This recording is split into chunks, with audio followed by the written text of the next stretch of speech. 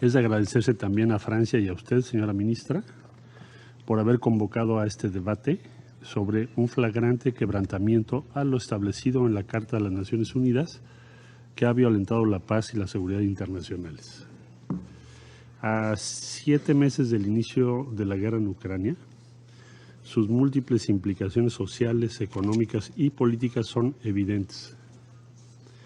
Como en todo conflicto armado, el mayor costo lo ha pagado la sociedad civil. Esta guerra ha generado desplazamientos masivos de personas, tanto al interior de Ucrania como hacia países vecinos, sobre todo de mujeres y niños. Los daños materiales registrados son también graves y onerosos. Desde el inicio de las hostilidades, México ha insistido en buscar una solución diplomática y en atender la dimensión humanitaria del conflicto, sin subordinar las consideraciones políticas en estricto apego al derecho internacional humanitario. En este Consejo impulsamos, junto con Francia, un proyecto de resolución en ese sentido que se turnó a la Asamblea General y dio lugar a la resolución E11-2 adoptada el pasado 24 de marzo. Hoy reiteramos que la asistencia humanitaria sigue siendo ineludible y prioritaria. Hemos procurado también, en la medida de nuestras posibilidades, apoyar las gestiones de mediación del secretario general y formulamos junto con Noruega una declaración presidencial con tal propósito, la cual se adoptó el pasado 6 de mayo. Es una declaración a todas luces insuficiente, pero la única expresión pública que este Consejo ha sido capaz de emitir desde el inicio del conflicto. El avance de la guerra con sus cuantiosos costos humanos y materiales y el incremento de las necesidades humanitarias derivadas del conflicto, tales como la insuficiencia humanitaria y el alto costo de los combustibles de cara al invierno, requiere con urgencia de una solución por la vía diplomática, de un alto al fuego. Para ello se requiere voluntad política de las partes y compromiso de la comunidad internacional. Conviene insistir entonces en la necesidad de respetar el derecho internacional humanitario, el derecho internacional de los derechos humanos. La rendición de cuentas también es otro pilar fundamental del sistema multilateral, del Estado de Derecho y de la paz. Por ello, sin pretextos ni condiciones, los responsables de los crímenes que se hayan cometido en Ucrania deben ser llevados ante la justicia. En ese sentido, es fundamental el trabajo de la Corte Penal Internacional para investigar las denuncias presentadas sobre presuntos crímenes de guerra y de lesa humanidad. Seguiremos con la mayor atención los avances de dichas investigaciones. Es señaladamente preocupante la dimensión del riesgo nuclear derivada de los enfrentamientos alrededor de la planta nuclear de Zaporizhia. Asegurar su integridad y buen funcionamiento es crítico para evitar la peor de las catástrofes posibles.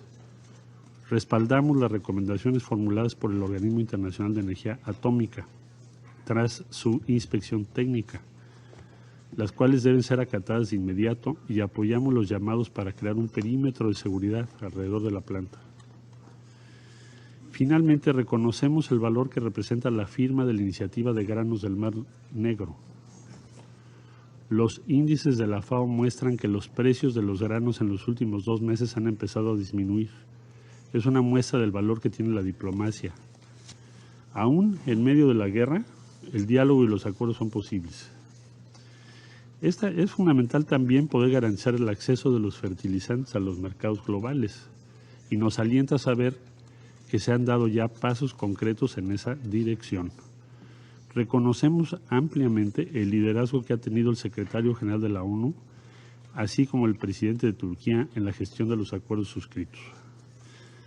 Señora Presidenta, desde el inicio del conflicto, la posición de mi país se ha sustentado en nuestros principios constitucionales de política exterior, los cuales están en consonancia con los principios y propósitos de la Carta de las Naciones Unidas. Señaladamente, la no intervención, la solución pacífica de las controversias y la proscripción de la amenaza o el uso de la fuerza. No hay espacio para la ambigüedad. La coexistencia pacífica de los estados depende precisamente del respeto de todos ellos, no puede haber excepciones.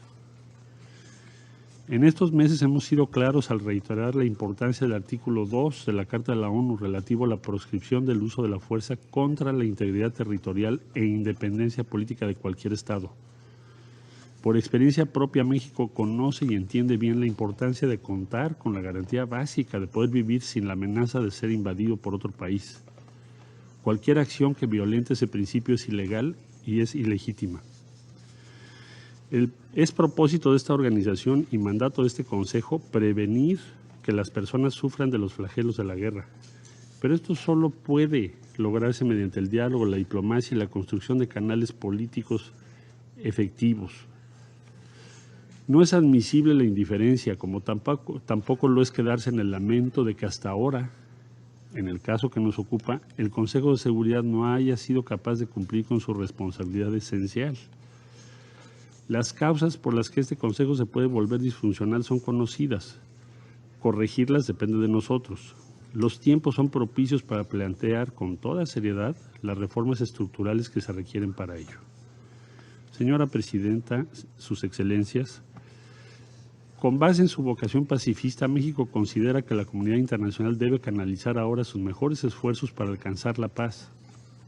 En tal sentido es que me permito compartirles la propuesta del presidente de México, Andrés Manuel López Obrador, para fortalecer los esfuerzos de mediación del secretario general, Antonio Guterres, mediante la formación de un comité para el diálogo y la paz en Ucrania, con la participación de otros jefes de Estado y de Gobierno, incluidos, de ser posible, Su Excelencia Narendra Modi de la India y Su Santidad el Papa Francisco. El objetivo sería muy claro: generar nuevos mecanismos para el diálogo y crear espacios complementarios para la mediación que fomenten la confianza, reduzcan las tensiones y abran el camino hacia una paz duradera.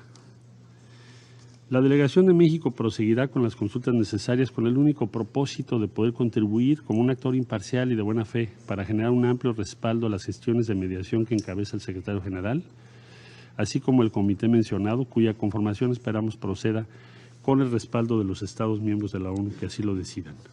Como lo ha dicho el señor secretario general, es tiempo de actuar, comprometerse con la paz. Resignarse a la guerra es siempre ir al precipicio. Muchas gracias.